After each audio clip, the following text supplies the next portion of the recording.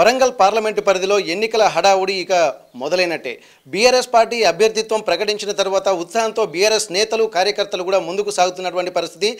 Ticket తమకు కేటాయించడం పట్ల డాక్టర్ మారపల్లి సుధీర్ కుమార్ కూడా సంతోషం వ్యక్తం చేస్తున్నారు. ప్రస్తుతానికైతే జెడ్పీ చైర్పర్సన్గా హనుమకొండ ఉన్నటువంటి వారు ఎలాంటి విధానాలతో ముందుకెళ్తున్నారు, టికెట్ తమకు కేటాయించడం పట్ల వాళ్ళ ఆలోచన విధానం ఉంది, ఎలాంటి విధి విధానాలతో ముందుకెళ్ళి బీఆర్ఎస్ పార్టీ ఊపును ఎలా కొనసాగిస్తారని మనకు ఒకసారి చూద్దాము. ప్రస్తుతానికి మారపల్లి సుధీర్ కుమార్ గారు మనతో ఉన్నారు. సార్ నమస్తే సార్, కంగ్రాచులేషన్స్ మీకు టికెట్ కేటాయించినందుకు. ధన్యవాదాలు. Thank you sir. ఇప్పటికీ ఒక ఉత్కంఠ సార్, ఆ ఉత్కంఠకు తెరవేడింది. మారపల్లి సుధీర్ కుమార్ గారు ఫైనల్గా పార్లమెంట్ అభ్యర్థిగా వరంగల్ నుండి తెరపైకి వచ్చారు. ఎట్లా అనిపిస్తుంది సార్ మీకు టికెట్ కేటాయించడాన్ని, అలాగే ఎటువంటి విధానంతో మీరు ముందుకెళ్ళదలుచుకున్నారు? ఒకటి ఏంటంటే పార్లమెంట్లో ఏం అంటే నేను ఫస్ట్ మొదటగా హర్షం వ్యక్తం చేస్తూ ఉన్నా. తర్వాత కేసీఆర్ గారికి, తర్వాత కేటీఆర్ గారికి, హరీష్ రావు గారికి అందరు కూడా కృతజ్ఞతలు తెలియజేస్తూ ఉన్నా. తర్వాత మా జిల్లా నాయకులు అందరూ కూడా నన్ను ముందు పెట్టినందుకు వారికి కూడా కృతజ్ఞతలు తెలియజేస్తాం. ఏది ఏమైనప్పటికీ ఇవాళ వరంగల్ పార్లమెంటరీ యొక్క నియోజకవర్గం లోపల ఇది చారిత్రాత్మకమైనటువంటి నగరం. దీనికి ఒక చరిత్ర ఉన్నది.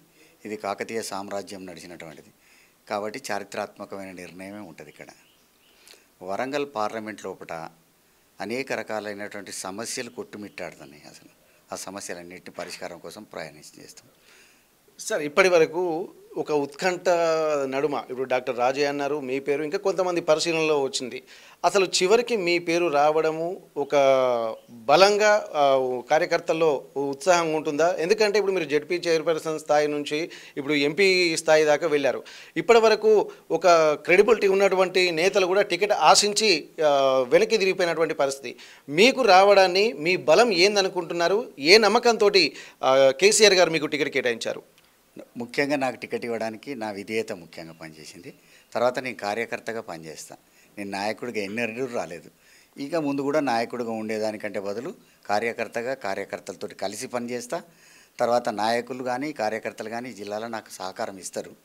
తప్పకుండా వారి అందరి సహకారంతో మేము పార్లమెంట్లో కూడా పనిచేస్తాం. వరంగల్కు ఉండేటువంటి సమస్యల పరిష్కారం కోసం పోరాటం చేస్తాం. అలాగే బీఆర్ఎస్ అధినాయకత్వం పైన ఒక నమ్మకం లేకనే టికెట్ కేటాయించినటువంటి కడియం కావ్య బీఆర్ఎస్ నుండి వచ్చి కాంగ్రెస్ పార్టీలోకి చేరి వీళ్ళు పోరాటం చేస్తున్నారు. పార్లమెంటు అభ్యర్థిత్వం కోసము, ప్రాతినిధ్యం కోసం ఉత్సాహంతో ముందుకెళ్తున్నారు. అటువంటప్పుడు మరి ఆ నమ్మకం లేని ప్లేస్లో మీరు ఎలా నెగ్గుకు రాగలుగుతారని మీరు అనుకుంటున్నారు? ఆమెకు నమ్మకం లేకపోతే క్యాండిడేచర్ ఇవ్వగానే ముక్కిరిసింది పబ్లిక్ అంతా. ఆమె క్యాండిడేచర్ ఇవ్వగానే కడియం శ్రీహరికి ఒక టికెట్, కడియం శ్రీహరి బిడ్డకు ఒక టికెట్, ఎవరు చేస్తారు ఏం సంగతి అనేటువంటి విషయం ప్రజల మధ్యకు వచ్చింది. రాగానే వాళ్ళే భయపడి పక్కకు పోయినరు. భయపడు కాదు అసలు, వాళ్ళు ప్యాకేజ్ మాట్లాడుకున్నారు, కాంగ్రెస్ తోటి ప్యాకేజ్ మాట్లాడుకున్నారు. ఇక ముళ్ళే చదువుకున్నారు, పోయినరు. పోయితే అక్కడ మాత్రం ఏమన్నా సంబరం ఉన్నదా? ఆడగట్లనే ప్రతి నియోజకవర్గంలో కొట్లాటలు చూస్తూనే ఉన్నాము. అక్కడ కూడా ఈమె అభ్యర్థిత్వాన్ని కూడా హర్షించే స్థాయి లేదు. ఇక గొర్రెగొత్తికి ఎక్కడ ఉంటే ఉన్నది, సైజులో మార్పు లేదు. అయితే ఇప్పటికీ బీఆర్ఎస్ పార్టీ నుండి కాంగ్రెస్ పార్టీకి ఇటు బీజేపీకి కూడా వలసలు పోతున్నాయని చెప్పి అంటున్నారు. ఇప్పుడు స్టేషన్ గన్పూర్ అలాగే పాలకుర్తి నియోజకవర్గంలో కూడా బీఆర్ఎస్ కార్యకర్తలు టీఆర్ఎస్ మన కాంగ్రెస్లో చేరుతున్నటువంటి సందర్భంలో గొడవలు కూడా అవుతున్నాయి. అసలు ఈ ఒక్కొక్క క్యాడరు అలాగే జడ్పీ మండల స్థాయి నాయకులు కూడా కాంగ్రెస్ పార్టీలోకి వెళ్తున్నటువంటి క్రమంలో ఆ క్యాడర్ని మీరు కాపాడుకునే ప్రయత్నం చేస్తారా, లేకపోతే అసలు మీరు ఇటువంటి పరిస్థితులలో బలము కోల్పోతుందంట, లేకపోతే ఇంకా వారిని ఎట్లా సమీకరించుకుంటారు మీరు? ప్రజలలో బలం పుంజుకున్నాం. కార్యకర్తలు పోయినంటే కొంతమంది నాయకులు పోతారు. ఎందుకంటే సహజంగా కూడా తాలు పోతుంది. ఎప్పుడైనా మన తూర్పాల పడితే తాలు పోయేదే, గట్టి గింజలు మిగులుతాయి. అట్లా గట్టి గింజలు లాంటి కార్యకర్తలు ఉన్నారు. తర్వాత పోయిన వాళ్ళు కూడా కొంతమంది వచ్చడానికి సిద్ధంగా ఉన్నారు. అటు పోయినా కానీ మనసు అంతా ఇక్కడ ఉన్నది. చిత్తం శివుని మీద, మనసు చెప్పుల మీద ఉన్నట్టు మనసు మొత్తం కూడా ఇక్కడికి రావాలని ఉన్నది, ఇక్కడ చేయాలని ఉన్నది. ఇక్కడ అరియో మనిషికి ఇచ్చింది కదా, కార్యకర్తకి ఇచ్చింది కదా, మేము పోయిన కాడ మంచిగా లేదు కదా పరిస్థితి అనేటువంటిది కూడా వచ్చింది. ప్రభుత్వం ఏమన్నా కాంగ్రెస్ పార్టీనే ప్రభుత్వం ఏమన్నా మంచి పనులు చేస్తే వాళ్ళకు కూడా ముఖం తెలివి ఉంటుంది. వాళ్ళు ముఖం తెలివి గల పని ప్రభుత్వం చేయకపోయినప్పుడు ఏమని చెప్తారు? చెప్పడం కష్టమైంది. ఓకే, ఇప్పటికే ఇప్పుడు మీకు పోటీగా ఉన్నటువంటి అభ్యర్థులంతా బీఆర్ఎస్ నుండి వచ్చినటువంటి వాళ్ళు. బీజేపీ నుండి వచ్చినటువంటి ఆర్వి రమేష్ బీఆర్ఎస్ నుండి వచ్చారు, కడియం కావ్య, కడియం శ్రీహరి కూడా బీఆర్ఎస్ నుంచి వచ్చారు, మీరు కూడా బీఆర్ఎస్ఏ. అంటే బీఆర్ఎస్ బలం అంతున్నట్ట, లేకపోతే వీళ్ళు వివిధ పార్టీలోకి వెళ్ళడం వల్ల బీఆర్ఎస్కి ఏమన్నా బలం తగ్గుతుందని భావించవచ్చా? లేదు, బీఆర్ఎస్ అనేటువంటిది బలమైన శక్తి ఈ జిల్లాలో. కాబట్టి ఈ జిల్లాలోకి వెళ్ళి అసలు పార్టీలకు వాళ్ళకి క్యాండిడేట్లు లేరు. క్యాండిడేట్ లేక మా క్యాండిడేట్లను తీసుకపోతే కొంచెం ఏమైనా పట్టుకొస్తారు అనుకున్నారు, కానీ లీడర్లను పట్టుకపోయాను, కానీ కార్యకర్తలను పట్టుకపోలే, ప్రజలను పట్టుకపోయేటువంటి పరిస్థితి లేదు. కాబట్టి ఓటమి వాళ్ళకు తప్పది, గెలుపు మాత్రం బీఆర్ఎస్ది ఉంటుంది. చారిత్రాత్మక నిర్ణయం అని చెప్పినా కదా, వరంగల్ ప్రజలు తీసుకునేటువంటి నిర్ణయం తప్పకుండా చారిత్రకమైన తీర్పు కూడా ఉంటుంది అట్లనే. ఓకే, ఇప్పటికీ ఇటు బీజేపీ ఒక కేంద్ర విధి విధానాలు మాకు అనుకూలిస్తాయన్నటువంటి నిర్ణయంతో ముందుకెళ్తున్నారు. నరేంద్ర మోడీ నాయకత్వమే నమ్మకంతో వెళ్తున్నారన్న దాని మీద వాళ్ళకు బీజేపీ ఒక కాన్ఫిడెంట్గా ముందుకెళ్తుంది. అలాగే రాష్ట్రంలో అధికారంలో ఉన్నామని చెప్పి ఇటు కాంగ్రెస్ పార్టీ కూడా ఉత్సాహంతో ముందుకెళ్తున్నటువంటి పరిస్థితి. ప్రస్తుతానికి అధికారం కోల్పోయిన తర్వాత 17 సీట్లు పార్లమెంటు పరిధిలో మేము ఖచ్చితంగా గెలుస్తామన్నటువంటి నమ్మకం అయితే వ్యక్తం చేస్తున్నారు. కానీ ఉన్నటువంటి పరిస్థితుల నేపథ్యంలో ఇప్పుడు బీఆర్ఎస్ మీకు ఎట్లా ఉండబోతుందంటారు వరంగల్లో? వరంగల్లో బీఆర్ఎస్ బలంగా ఉన్నమాట వాస్తవం. అది అందరికీ తెలిసినట్టు అన్ని రాజకీయ పార్టీలకు తెలిసిపోయింది. కాబట్టి దీళ్ళకెళ్ళే వాళ్ళని తీసుకపోతే వాళ్ళతో కొంత క్యాటర్ పట్టుకొని మ్యాక్ ఆర్డర్ కలిసి చేస్తాం కావచ్చు, కొంత బయటపడతామనే ఆలోచన ఉండే. కానీ నరేంద్ర మోడీ గారి ప్రభుత్వం ప్రజలకు ఏం చేసింది ఒక్క మాట నేను అడగదలుచుకున్నా. ప్రజాస్వామ్యంలో కూడా ప్రజాస్వామ్య పరిరక్షణ లేదు. తర్వాత జిఎస్టీ పెట్టి అతి సామాన్యుడు కూడా పాల ప్యాకెట్ కొంటే జిఎస్టీ, తర్వాత పోతే నిత్యావసర ధరలు పెరిగినాయి, తర్వాత పోతే ఇవాళ ఉన్నటువంటి పెట్రోల్ డీజిల్ ధరలు పెరిగినాయి. వాళ్ళు ఎవరికి లాభం చేసిండ్రా? రైతులకు చేసిండ్రా, నిరుద్యోగులకు చేసిండ్రా, లేకపోతే విద్యార్థులకు చేసిండ్రా, కర్షకులకు చేసిండ్రా, కార్మికులకు చేసిండ్రా? ఎవరికి చేయలే కదా. ఎవరికి చేయకుండా ఓటు ఏ విధంగా అడుగుతారు? మా ప్రభుత్వం అంటే గత 2 సార్లు కూడా మోడీ ప్రభుత్వమే కదా. ఇప్పుడు కొత్తగా ప్రభుత్వం మారేదేమున్నది, వచ్చేదేమున్నది? తెలంగాణకి ఏం చేసిండ్రో ఒక విషయం చెప్పాలి. ముఖ్యంగా 157 మెడికల్ కాలేజీలు ఇచ్చారు, ఒక్క మెడికల్ కాలేజ్ ఇయ్యారా? ఐఏఎం రాదా ఇక్కడికి? తర్వాత కేంద్రీయ విద్యాలయం ఒక్కటి కూడా రాదా? 32 జిల్లాలు అయినాయి, 33 జిల్లాలు అయినాయి. ఇప్పుడు జిల్లాకు ఒక్కటైతే రావాలి కదా, అవి కూడా రాలే. తర్వాత కాజీపేట కోచ్ ఫ్యాక్టరీ రాలే, బయ్యారం ఉక్కు కర్మాగారం రాలే. అది విభజన హామీల చట్టం రూపంలో చేసింది. Act, it is an act. Act అమలు కాకపోతే హామీలు ఏం అమలు అవుతాయి? ప్రభుత్వం ఏం చేస్తుందో చెప్పమను. ప్రభుత్వం యొక్క ముఖ తెలివి లేదు కాబట్టి వీళ్ళకెళ్ళి పట్టకపోతే వీళ్ళతోటి పట్టుకొని ఈ కార్యకర్తలను తీసుకొని పోతేనన్నా లాభం జరుగుద్ది అన్నట్టు అనుకున్నారు. కానీ అసలు సిసలైన నాయకులు కార్యకర్తలు బీఆర్ఎస్ తోటి ఉన్నారు. ఓకే, ఇప్పుడు బీఆర్ఎస్ నుండి కానీ కాంగ్రెస్ నుండి కానీ ఇప్పుడు మీరు పోటీలో ఉన్నారు. అసలు మీకు బలమైన ప్రత్యర్థులుగా ఎవరున్నారని అనుకుంటున్నారు? అసలు వాళ్ళిద్దరు ప్రత్యర్థులే కాదు. ఎందుకు ప్రత్యర్థులు గారంటే కాంగ్రెస్ పార్టీ రాష్ట్రంలో ఏం చేయలేదు. హామీలు అనేక రకాల హామీలు అలే అయినాయి, అని పోయినాయి, ఏది పడితే అది చెప్పిండ్రు. ఆకాశాన్ని భూమి మీదకి తీస్తాం, నక్షత్రాలు తీసుకొస్తామని చెప్పారు. కానీ ఏది జరగనటువంటి పరిస్థితి. ఇవాళ మహిళలు కూడా లెక్కలు చేసుకున్నారు. మహిళలు 2500 ఇస్తామని చెప్పిండ్రు. ప్రతి మహిళ కూడా 3 మహిళలు ఉంటే 7500 నెలకు వస్తాయని లెక్క చేసుకున్నారు. మహిళలకు లేదు. మహిళలకు చెప్పింది ఏంటి అంటే 4 నెలలు అయింది ఇప్పటికీ. అంటే ఒక్కొక్క మహిళకు 10,000 రూపాయలు ప్రభుత్వం బాకున్నది, ఇస్తుందా? తర్వాత అది కాకుండా ఇవాళ రైతాంగానికి నేను ఎన్నిక కాగానే ఇప్పుడైతే 10,000 లేకపోతే 15,000 అర్రాసు పాటలు పాడినట్టు పాడుతారు. 15,000 ఇవ్వా, 10,000 ఇవ్వా, కౌలు రైతులకు లేదా, తర్వాత అందులో పనిచేసే కార్మికులకు 12,000 ఇస్తున్నారు, ఏది ఇవ్వలే. కాబట్టి ఇవన్నీ వట్టి హామీలుగానే మిగిలిపోతాయి.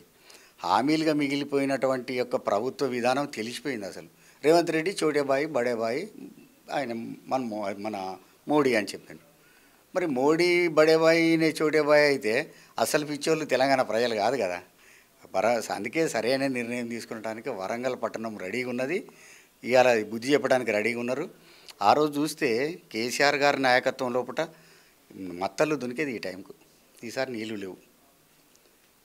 5-6 మీటర్లు గ్రౌండ్ వాటర్ పడిపోయింది. ఎందుకంటే మిషన్ కాకతీయ ద్వారా అది స్థిరీకరణ జరిగింది కదా, జరిగింది కాబట్టి గ్రౌండ్ వాటర్ పైకి వచ్చింది. ఇలా గ్రౌండ్ వాటర్ లోపడిపోయింది.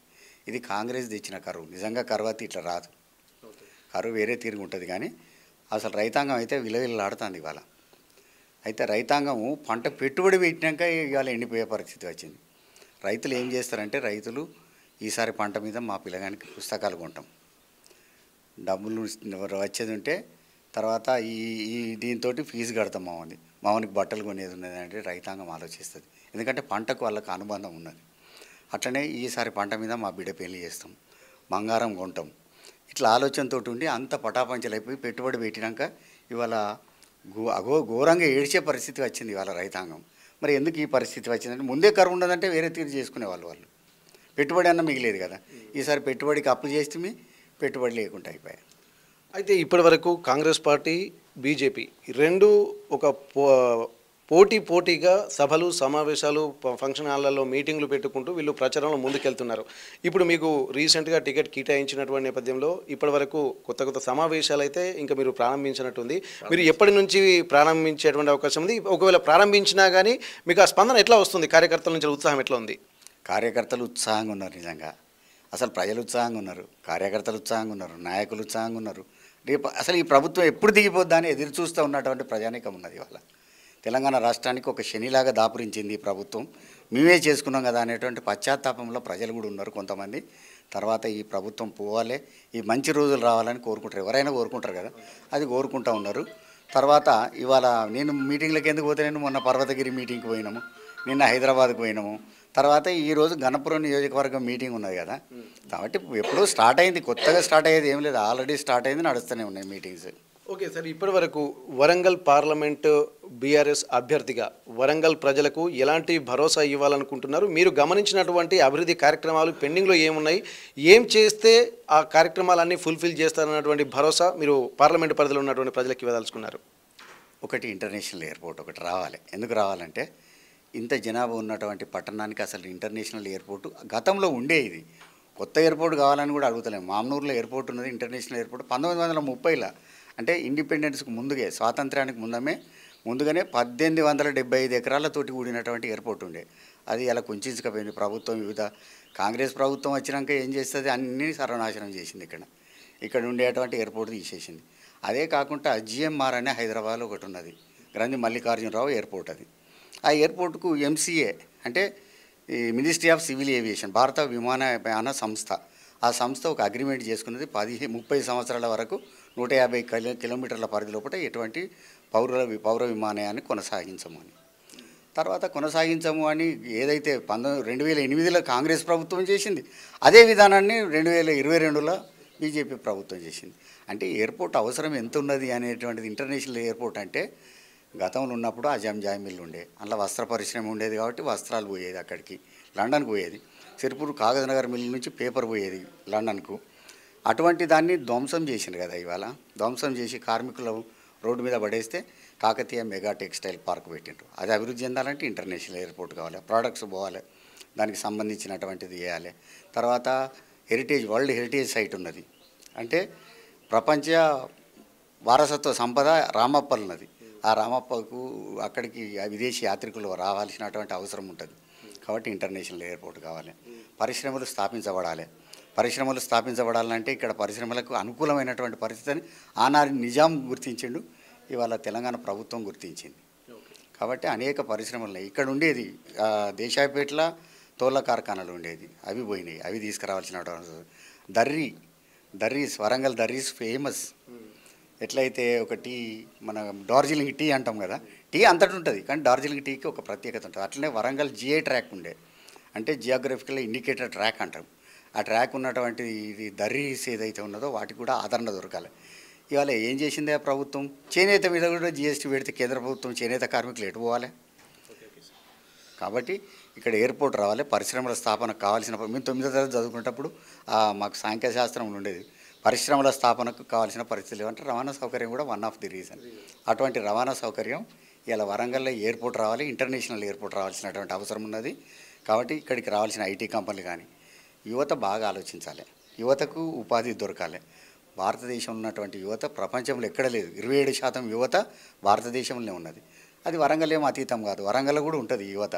ఆ యువత ఆలోచన చేయాలి ఏంటంటే మాకు ఉద్యోగాలు ఎందుకు వస్తలేవు, 2 కోట్ల ఉద్యోగాలన్నా మోడీ ఎందుకు ఇవ్వలేదు, ఇక్కడ వరంగల్ను ఉద్యోగాలు రాకుంటే ఎందుకు చెడగొట్టిండ్రు, ఇది రావాలంటే ఏం చేయాలి అనేటువంటి నిర్ణయానికి యువత రావాలి.